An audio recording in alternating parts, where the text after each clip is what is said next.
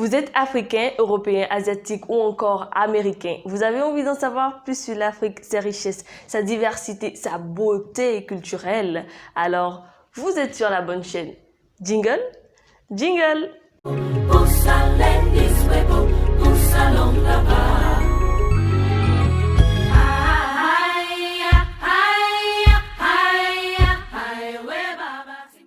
Hello my Africa King and Queen, j'espère que vous allez bien.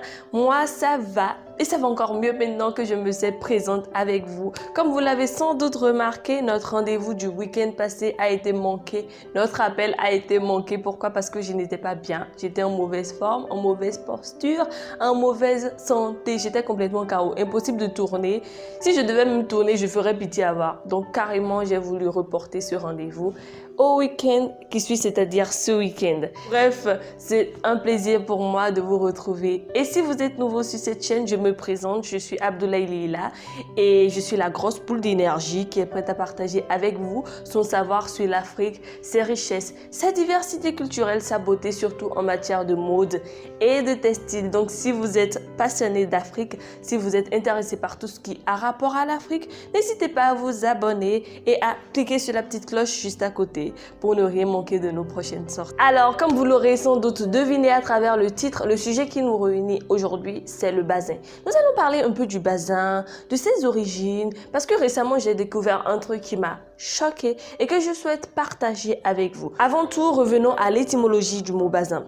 Bazin vient du mot bangabia, qui est un mot italien et qui signifie ouate de coton. La légende raconte que c'est le premier importateur de bazin qui était alors un Malien qui, lors de ses nombreux voyages en Europe, a découvert pour une première fois le bazin. Il s'est alors dit que ce tissu pouvait se vendre assez en Afrique. Il a alors demandé aux fabricants européens d'insérer un peu de brillant à cette étoffe pour que ça plaise davantage aux Africains. Parce que vous savez, de vous à moi, nous les Africains, tout ce qui est brillant, riche en couleurs, flashy, on apprécie, on aime bien, on consomme, on porte, on est jovial, on est content. C'est comme ça donc grâce à lui, les autres marchés occidentaux ont commencé par percevoir un réel potentiel dans ce secteur en Afrique. Ils ont donc commencé par produire davantage pour déverser ce produit-là sur le marché africain. Il existe d'ailleurs une grande variété de bazins en Afrique allant de la meilleure qualité, parmi lesquels justement compte le bazin Getzner, ce bazin particulièrement aimé par les plus nantis, les plus riches, ce bazin qu'on aime bien porter pour les grands événements, les mariages, les dots, pour un peu se donner un genre quoi. Vous voyez un peu ce que je veux dire. Après ça, il y a les bazins de middle qualité, de moyenne qualité ou de plus basse qualité. Au passage là même, je me demande ce que je porte là même, c'est quel genre de bazin. Ah, si les connaisseurs connaissent là, vous voyez là et vous savez ce que je porte, pas, donc faut me dire. Même si c'est pas Getzner là, dites en commentaire que c'est du Getzner. Parce que moi, je vais me donner un genre qui va se négliger.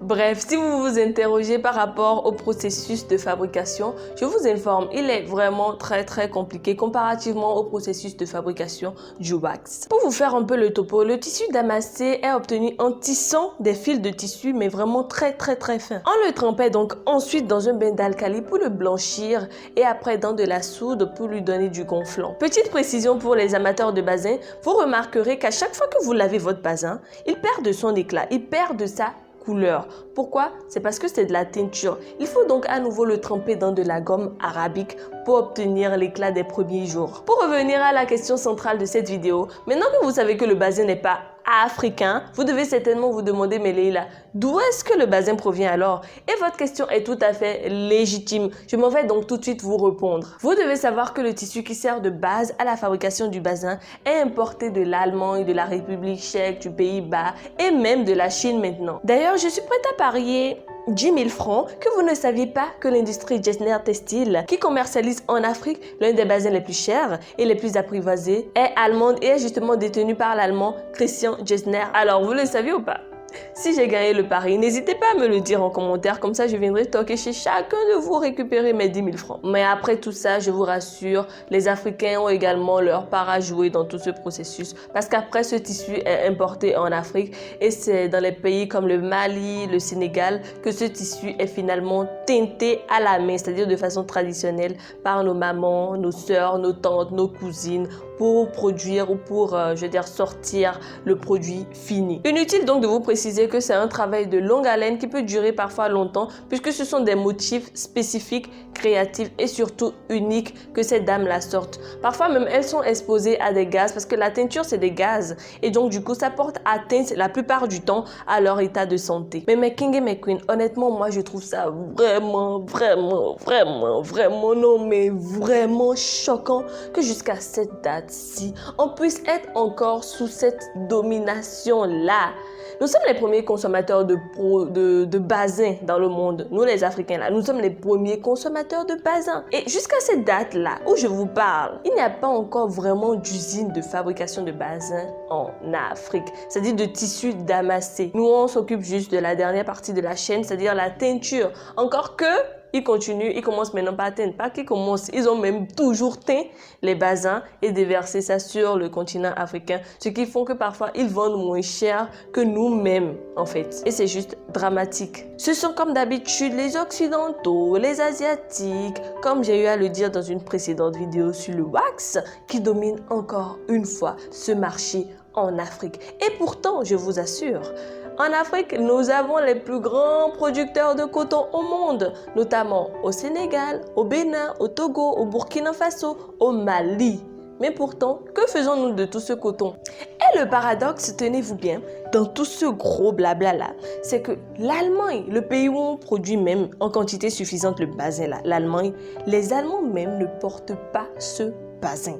Du coup, ils produisent leur basin juste pour l'Afrique. Mais qu'est-ce que nous y gagnons dans tout ça? Nous les Africains, il urge que nous commençons à être fiers de nos produits, à valoriser nos cultures. Honnêtement, je ne peux même pas vous dire à quel point ça me chagrine, ça me pique, ça me donne maux de tête, ça me donne gourmet de savoir que le basin est tellement valorisé, est tellement porté le jour des mariages, les jours des anniversaires, les jours des deuils, par le peuple malien, par le peuple sénégalais, par le peuple béninois. Mais pourtant, tout le coton que nous fabriquons, tout le coton que nous produisons est exporté. Honnêtement, ça me chagrine de voir toute la richesse que génère ce secteur alors que ce mètre de basin n'est pas produit au Mali. Alors pour les fervents défenseurs des causes de tout et de rien, il faudrait qu'on se mette d'accord avant que vous ne veniez commenter. Je ne suis pas en train de faire la guerre contre le wax, le basin. Non, pas du tout, j'ai pas ce temps-là.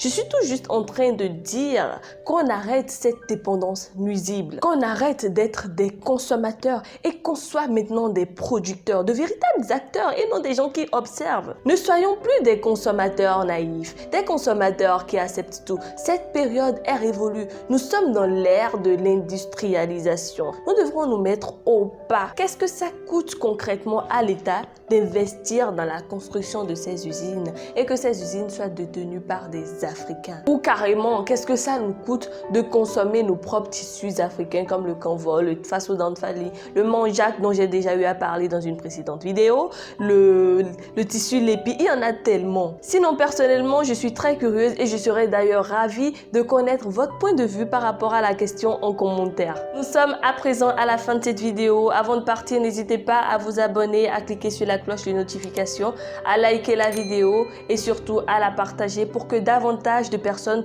sachent dorénavant et ne fassent plus de confusion. Le basin n'est pas africain. Le wax n'est pas africain. Il est important que nous le sachions. Donc, partagez au maximum cette vidéo. Et si vous avez des sujets particuliers sur lesquels vous souhaiteriez que je me prononce, n'hésitez pas également à me le dire en commentaire. En attendant, je vous demande de prendre soin de vous.